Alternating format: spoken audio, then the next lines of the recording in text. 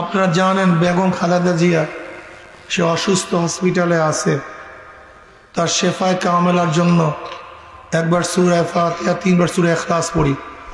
আউযু বিল্লাহি মিনাশ শাইতানির রাজিম, বিসমিল্লাহ, আলহামদুলিল্লাহ, আল্লাহুম্মা আমিন। আল্লাহ বেগম খালেদা জিয়ার শরীরকে পরিপূর্ণ আপনি সুস্থ করে দেন। ইয়া আল্লাহ শেফায়ে কামেলা আজলা নসিব করেন। ইয়া আল্লাহ যাদের উসিলায় মাহফিল হইল, যারা মাহফিলের জন্য চেষ্টা করলো, খাটনি দিল, সাহায্য করলো, আমরা যারা মাহফিলে হাজির হলাম সবার খাস রহমত নাজিল করেন। আল্লাহ এই গোরস্থানে যারা শুয়ে আছে সমস্ত মুমিন মুত্তাকিনদের কবরে আযাবকে মাফ করে দেন।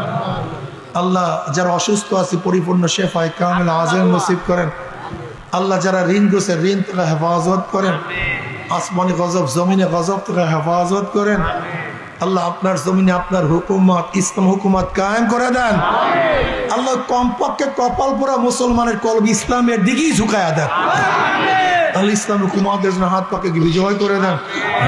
ইয়া আল্লাহ আমরা যেভাবে কামাই করে হালাল রুজির মধ্যে বরকত দান করেন।